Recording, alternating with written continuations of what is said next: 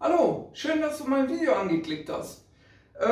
Heute ist ein Special. Ich sitze auf dem Boden, fange nicht mit der Teppichbahn, sondern wie der Titel schon sagt, ich baue mir eine Messstrecke für meine Lokomotiven, da ich einige habe, selber digitalisiert und leider nicht eingemessen.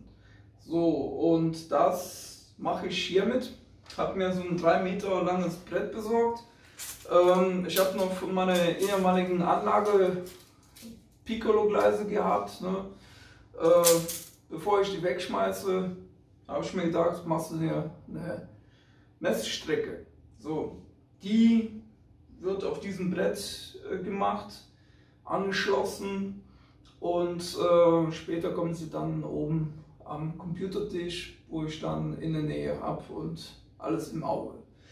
Ja, wie das Ganze dann aussehen wird, zeige ich dir jetzt in der Grafik und ja, ich fange dann mal zu bauen.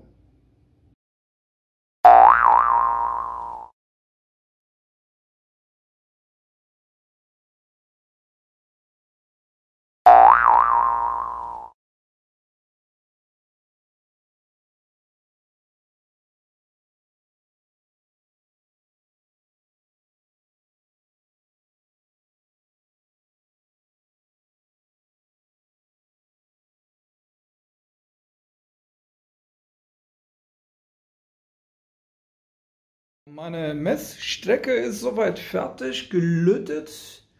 Ja, man sieht das, ja, durchgehendes Gleis von 3 Metern. Da vorne steht schon die Lok bereit. Momentan geht das so, also sind keine Trennstellen angelegt. Die fährt von A nach B durch. Und hier ist schon Markierung. Da auf der Seite wird es eine Trennstelle geben. Genauso hier. Und dieser Bereich dann ist der Messbereich, ja, wo die Lok dann gemessen wird. Und die CV ist dann automatisch eingestellt. Oder die Fahrstufen, besser gesagt. Und ja, die Gleise habe ich natürlich erstmal alle schön verlötet, ja, dass es keinen Kontaktwackel gibt oder irgendwie der Strom nicht fließt und dann zu Fehler kommen könnte, also sprich Messfehler. Wie man sieht, die Lok steht schon da und leuchtet. Das Modul ist noch nicht angeschlossen, das dient momentan als Halterung, da ich die Kabel noch nicht angelötet habe. So, dann werde ich mal die Kamera umsetzen und zeigen, dass es wirklich funktioniert. Und danach machen wir weiter.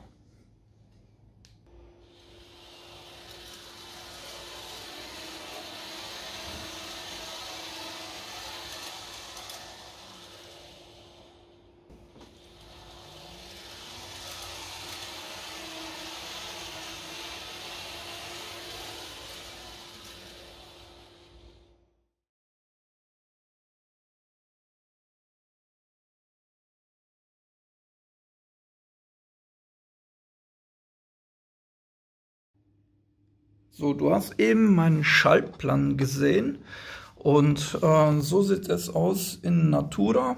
Ja, man sieht es, hier steht Gleis 1, 2, 3 und so weiter. So, hier sind die Kabel angeschlossen, die gelben gehen zum Gleis, der blaue kommt von der Zentrale, sprich das ist beides der Digitalstrom. So, eins geht dann weiter.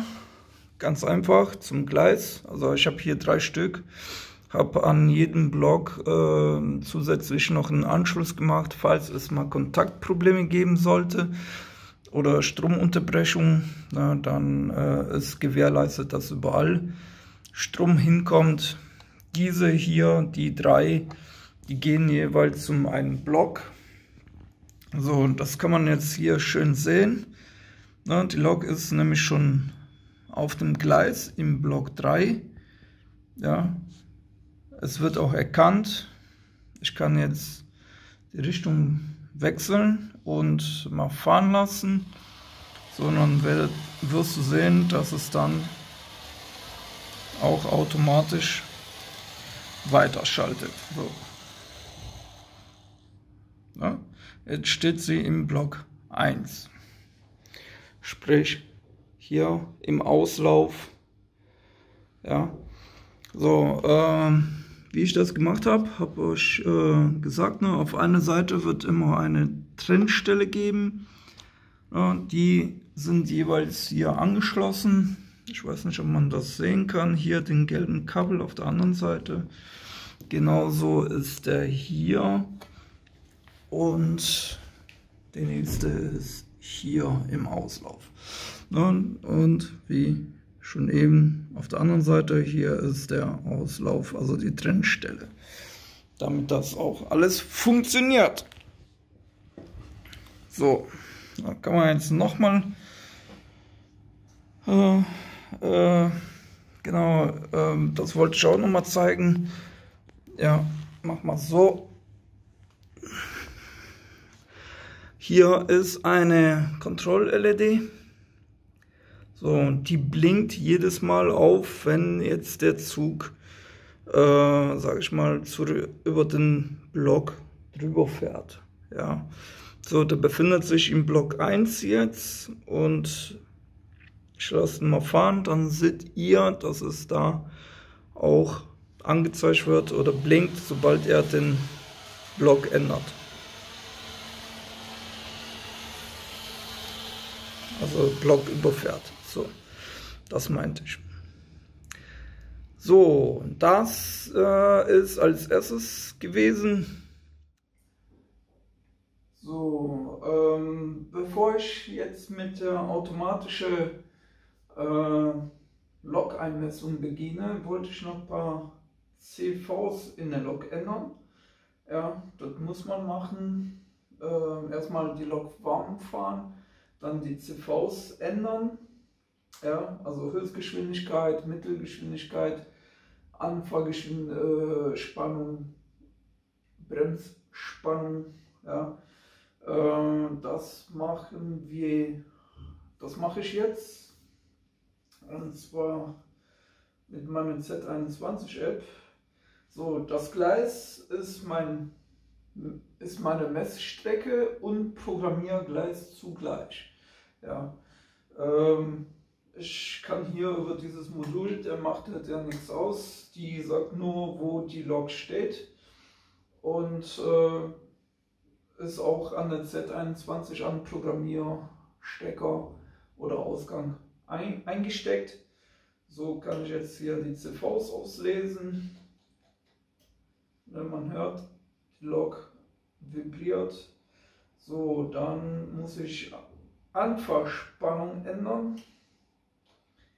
So, die steht auf 2. Okay, die lassen wir so. Beschleunigungszeit, genau. CV3. Die muss ich auf 0 stellen. Okay. Das heißt, die Lok soll sofort anfahren und nicht erst so langsam. Ja, so, die muss man setzen. CV4 Bremsverzögerung. Da muss auch die CV geändert werden auf 0, also der Wert 0. So, CV5 ist die Maximalspannung. So, da müssen wir den Wert 255 eingeben, damit die Lok die Höchstgeschwindigkeit erreicht. Dann Durchschnittsgeschwindigkeit, CV6 ist dann die Hälfte von 255, also 125 oder 126, wie man es mag. So, das war's. Was ich noch bei den Logs einstelle, ist CV29. So, hier habe ich jetzt den Wert 30 eingestellt. Das heißt, Bit 1, Bit 2, Bit 3 und Bit 4 sind eingeschaltet. Ja, das heißt, ich habe 28 Fahrstufen bzw. 128. Analogbetrieb ist erlaubt, Railcom ist eingeschaltet und ich habe die 28-Punkt-Kennlinie eingeschaltet. So, damit die Lok dann sozusagen weicher anfährt und weicher abbremst. So, das sind die ganzen CVs, die ich immer einstelle oder künftig einstellen werde in meinen Logs. Ja, die CV29 kann man ja auch den Wert 14 geben, dann hat man eben diese Kennlinie nicht drin. So, das war's.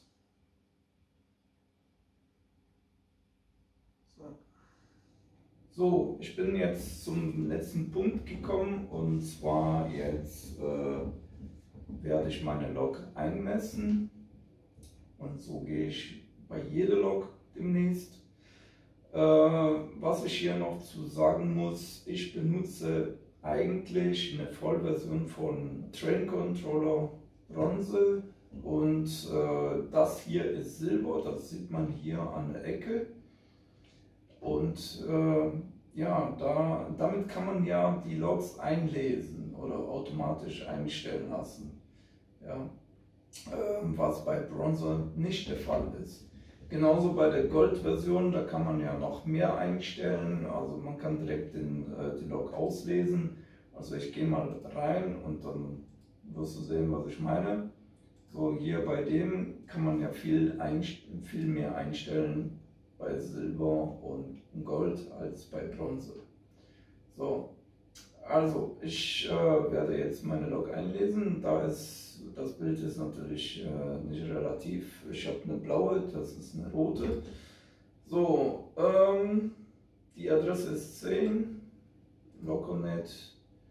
So, und das sind die Einstellungen. Jetzt gehe ich in den automatischen Betrieb. So, dann hier muss ich meine als erstes Kriechgeschwindigkeit einstellen. Also ich versuche so langsam wie möglich die Lok zu bewegen. Und das ist jetzt rückwärts. So. Das gleiche mache ich jetzt vorwärts. So, guck, dass es ungefähr passt. Ja, sie fährt. So, gespeichert. Oh, sorry, so ein Block. Du musst wieder zurück auf deinen Startpunkt. So. Ja, damit habe ich meine Kriechgeschwindigkeit ermittelt. Jetzt gehe ich vor, drücke hier drauf und muss meine Höchstgeschwindigkeit jetzt ermitteln. So, und das ist hier schon richtig eingestellt, Block 1. Hier könnt ihr auch sehen, wo die Lok sich gerade befindet. So, hier wird es auch angezeigt, Block 1, wenn sie dann weiterfährt, hier Block 2 und so weiter. So, jetzt muss ich den Regler in die Richtung einstellen, hoffe ich doch. Ja. So. So. Und auf Start drücken, dann wird die Höchstgeschwindigkeit der Lok ermittelt.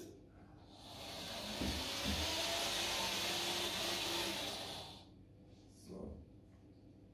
Und 204, wow. Ja, schon eine Geschwindigkeit, 204. So, das gleiche in die andere Richtung. So, und Start. Ne, warte. So, ich muss noch ein bisschen jetzt vorfahren. So. Mal gucken, ob die genau davor steht. Oder Trennstelle.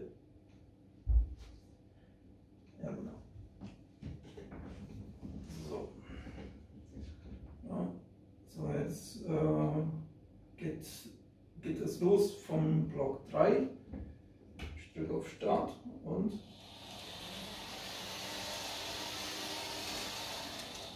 so, was haben wir da? 177. Boah, das ist ja ein Unterschied.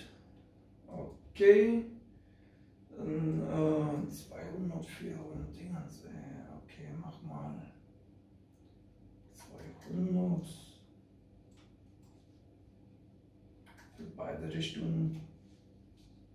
So, geht dann nochmal und tausche die Blöcke wieder. Und jetzt starte ich die Automatik. Das heißt, die Lok wird dann automatisch eingelesen. So, fahren bis zum Anfangspunkt. Ich muss mal gucken, ob die richtig steht. Nein, aber wir sind so weit. So. Und ja, starte die Messung. So, ab jetzt läuft es automatisch. Man sieht es hier, wie sie die Blöcke überfährt. Hier natürlich wird es jetzt nicht mehr angezeigt, warum auch immer. Ja. So, hier unten sieht man auch die aktuelle Geschwindigkeit, sowie auch da. So, jetzt, ich denke mal, du fragst dich, was mit dem Maßband und Zollstock zu Sache hat. Ganz einfache Sache. Ich habe bei meiner Messung hier den Wert eingetragen, also Messstrecke 1 Meter. So, und dann 14 cm als Auslauf.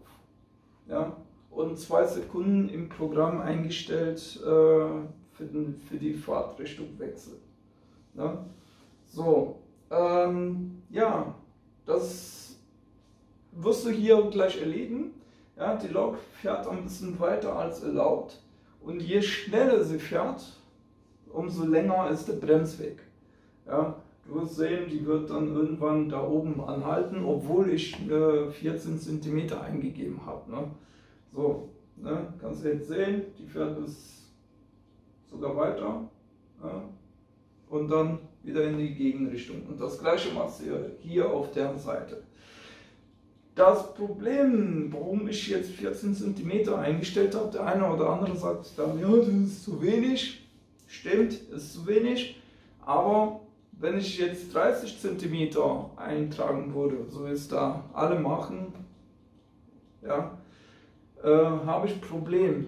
Und zwar, wenn ich den ICE hier auf der Messe einmessen, auf der Strecke einmessen möchte, ja, der ist mir schon ein paar Mal übers Ziel geschossen. Ja, der fährt dann, wenn er so bald über 250 geht, dann ballert er auf einer Seite immer gegen den Prellbock. Also ist er ja 3-mal bis jetzt dagegen gefahren.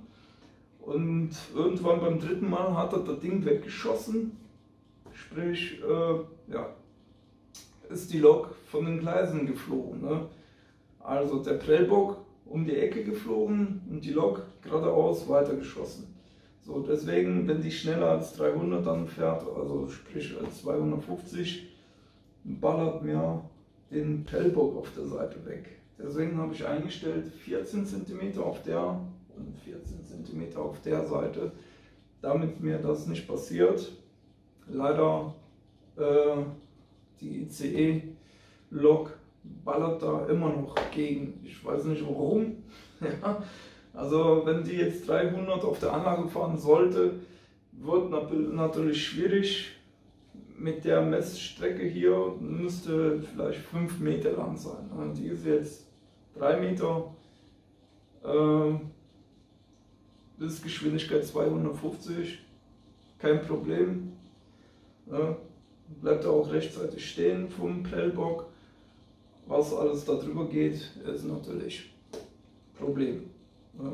So, ich gehe mal auf Seite, die Lok wird automatisch eingemessen und wirst du sehen, die fährt dann immer schneller hin und her.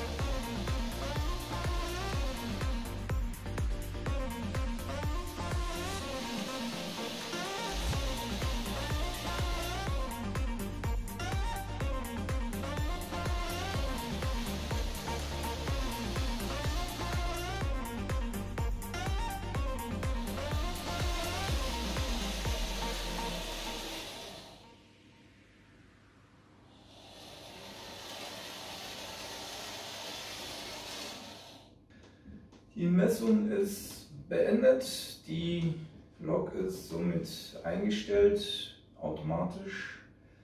Ja, das übernehme ich dann. Stelle hier die Geschwindigkeit vorwärts auf 100, rückwärts genauso. So, und damit ist das erledigt. Jetzt gehe ich mal hier raus aus dem Editiermodus und mache die Lok normal. Also sprich, werde jetzt den Spielmodus einschalten, beziehungsweise Steuerungsmodus. So. Das ist jetzt eine Geschwindigkeit von 20 km/h. Gehen wir auf Vollgas. Sie beschleunigt langsam.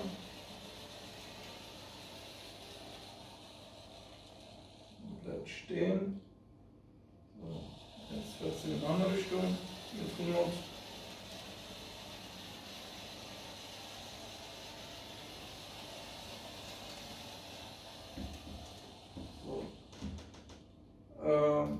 Sagen wir so, man kann die dann noch ein bisschen feiner einstellen.